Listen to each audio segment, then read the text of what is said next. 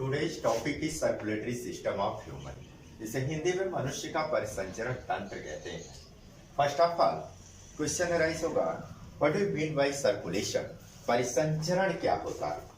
बच्चों, आप जानते हैं कि किसी भी चीज को एक स्थान से दूसरे स्थान तक ले जाना ही सर्कुलेशन या परिसंचरण कहलाता है। इसे हम परिवहन भी कह सकते हैं, ट्रांसपोर्टेशन भी कह सकते हैं। यानी हमारे शरीर के अंदर अगर हम पूछें कि कौन है सर्कुलेटरी टिश्यू, तो हम आंसर के रूप में बताएंगे ब्लड। यानी blood is a fluid connective tissue which is also known as transport tissue. इसे ही परिसंचरण ऊतक के नाम से जानते हैं।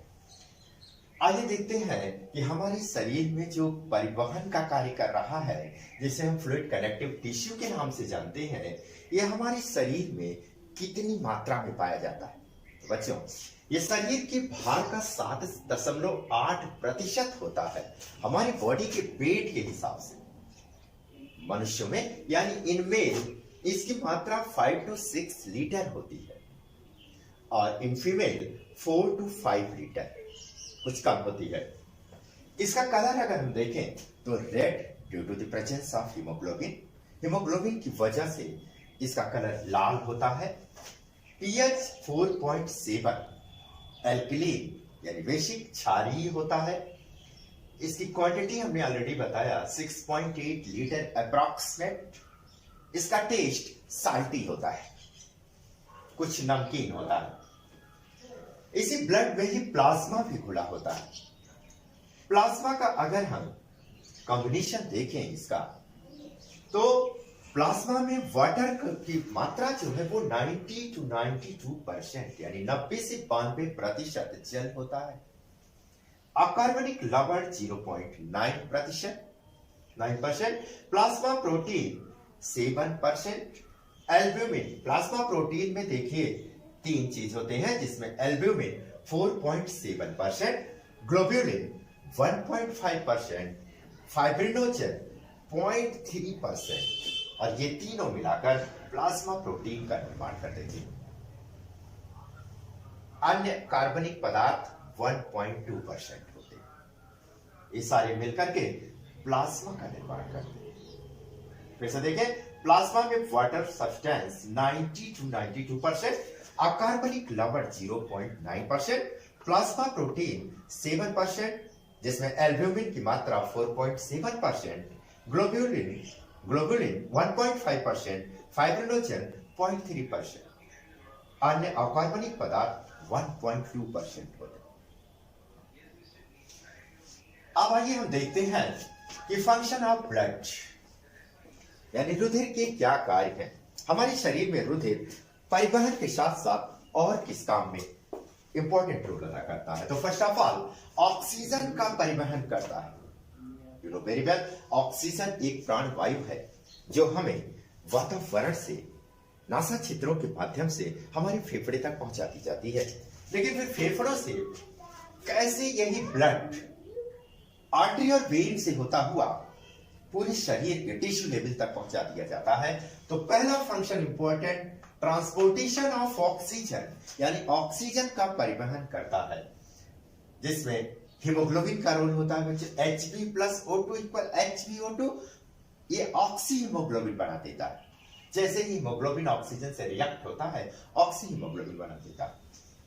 CO2 का निस्तारण कर देता है, कार्बन डाइऑक्साइड को भी शरीर से बाहर निकालने में मदद करता है।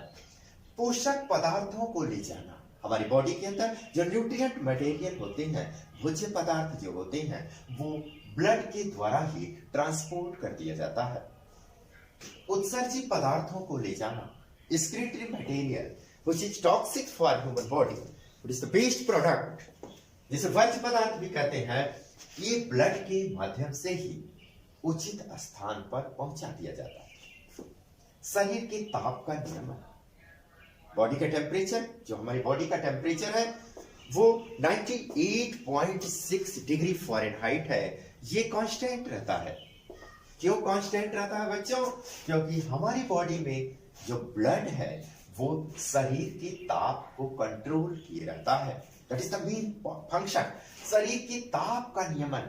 हमारी बॉडी का टेम्परेचर जो कांस्टेंट है, जो नियमन है, ये कौन कर रहा है? ब्लड कर रहा है। और आपको पता है कि बॉडी के अंदर ये ब्लड के द्वारा जो टेम्परेचर का, ताप का नियमन है, वाटर बैलेंस है, साल्ट का बैलेंस है, एसिड बेस का जो बैलेंस है, ये टोटली डिपेंड्स ऑन ब्लड। ये ब्लड के द्वारा होता है और इसी क्रिया को हम होम्योस्टैसिस कहते हैं, यानी मनुष्यों में होम्योस्टैसिस का गुण पाया जाता है। फिर से समझ लें, होम्योस्टैसिस किसे कहते हैं? 1 नंबर का सवाल पूछा जाता है, तो होम्योस्टैसिस किसे कहते हैं? आप कहेंगे कि बाहर की वातावरण की बदलती परिस्थितियों के बावजूद भी हमारे शरीर के अंदर ताप का नियंत्रण, एसिड बेस का नियंत्रण, जल का संतुलन बना रहता है। इसी को ही हम होम्योस्टैसिस कहते हैं। क्लियर? नाउ द नेक्स्ट, रोगों से रक्षा करना, यानी जो भी डिजीज होती है हमारी बॉडी के अंदर, कुछ डिजीज हो जाती हैं, उन डिजीज को कंट्रोल करने के लिए, उनसे प्रिवेंट करने के लिए, उनसे बचाव के लिए हमारा ब्लड रिस्पॉन्सिबल होता है, यानी रोगों से रक्षा भी करता है। नाउ द नेक्स्ट, घाव का भरना, हीलिंग ऑफ द वुंड्स, घाव को भरने में भी ब्लड मदद करता है। रुधिर का जमना, आपको पता है बच्चों कि blood clotting is a chemical reaction. रुधिर का जमना एक रासायनिक क्रिया होती है। ये बॉडी के अंदर, हमने डाइजेस्टिव सिस्टम में बताया होगा कि एक सबसे लार्जेस्ट ग्लैंड थी जिसका नाम लीवर है, और लीवर हेपारिन का स्रावण करता है।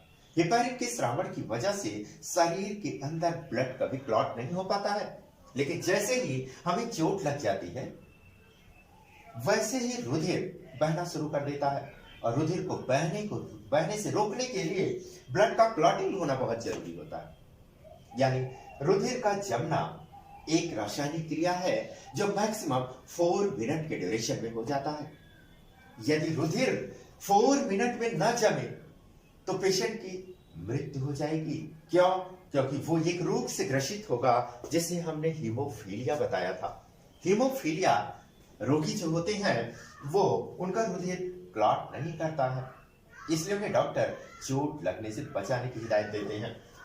मतलब नेक्स्ट फंक्शन, टूटी फूटी कोशिकाओं की मरम्मत करना। हमारी बॉडी के अंदर बहुत सारी सेल्स जो है रप्चर होती रहती हैं, डैमेज होती रहती हैं, उनको कंट्रोल करके ये उनकी मरम्मत करते रहती हैं।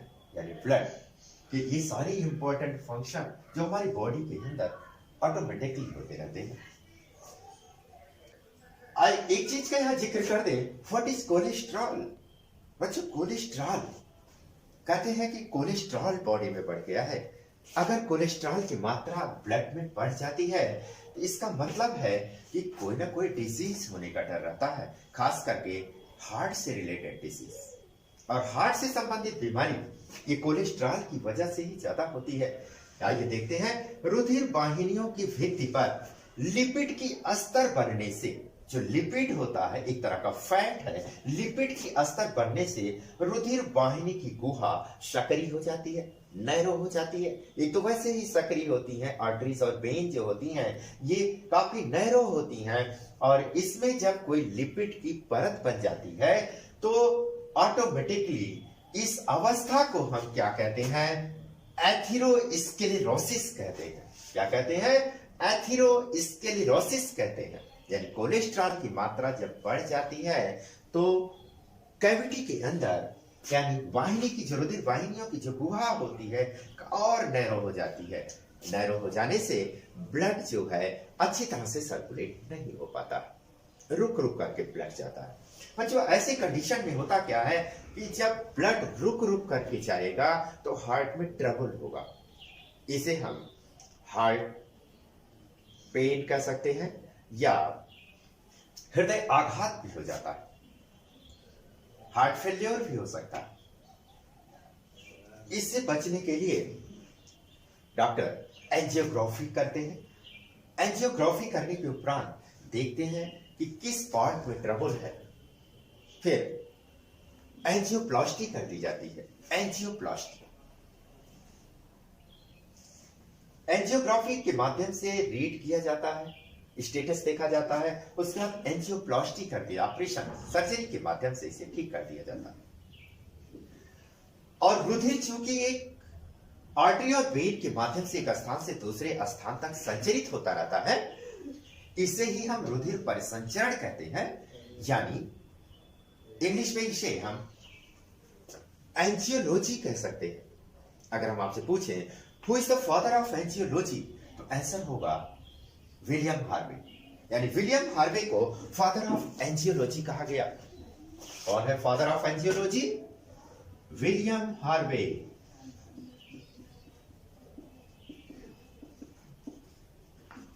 William Harvey father of angiology. और कार्ल लैंडस्टीनर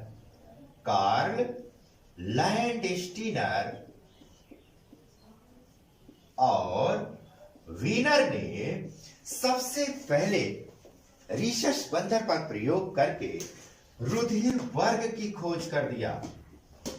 रुधिर वर्ग की खोज कर दिया था।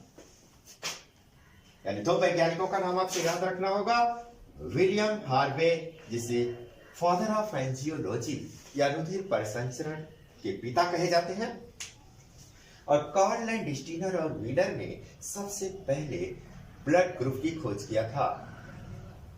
यानी यही आरएच फैक्टर की भी खोज किए थे। किसकी खोज किए थे? RH factor. You know RH factor? RH factor एक ऐसा रुधिर प्रोटीन है जिसके ब्लड ग्रुप में पाया जाता है, उसे आरएच पॉजिटिव कहा जाता है, और जिसके ब्लड ग्रुप में नहीं पाया जाता है उसे आरएच नेगेटिव कहा जाता है।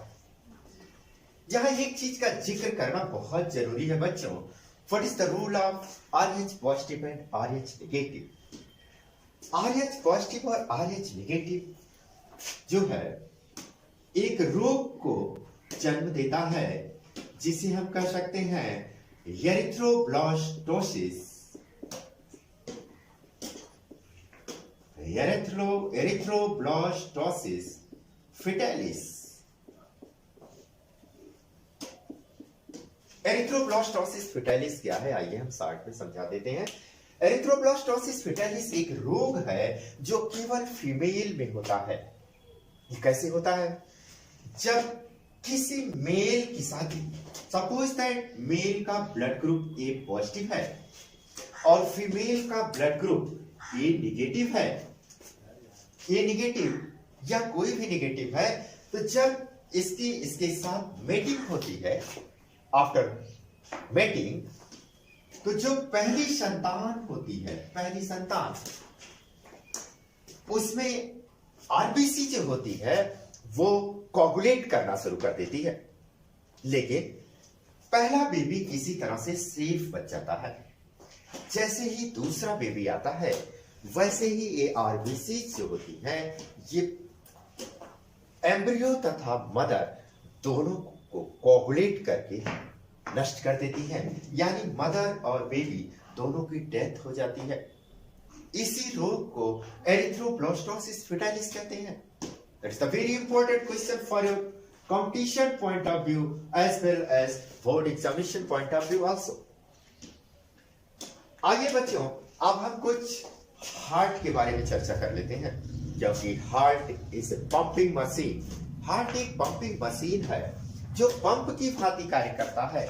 ये पंप क्या होता है बच्चों? आपने देखा होगा साइकिल में, साइकिल के ट्यूब में जब हवा भरी जाती है तो एक बार संकुचन और एक बार प्रकुंचन, बार बार इसे हम क्रमाकुंचन कह सकते हैं, यानी एक बार सिस्टोल एक बार डायस्टोल होता है। इस तरह से हार्ट हमारा पंप की भांति कार्य करता है।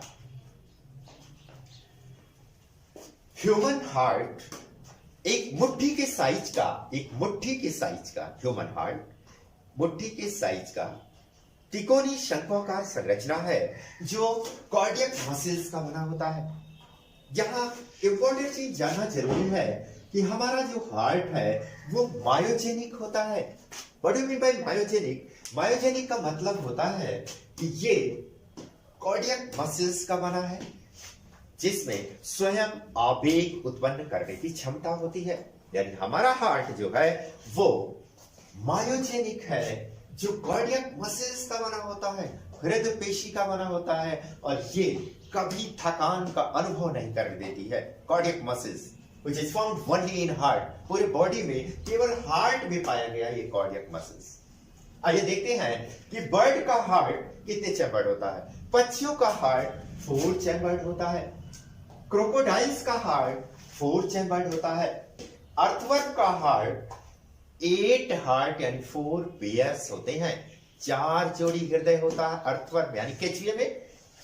कॉकरोच में 13 चैम्बर्ड हार्ट, हृदय 13 कोष्ठकों में बटा होता है। पाइसेस मछलियों में सिंगल चैम्बर्ड होता है, एक ही कोष्ठक में बटे होते हैं।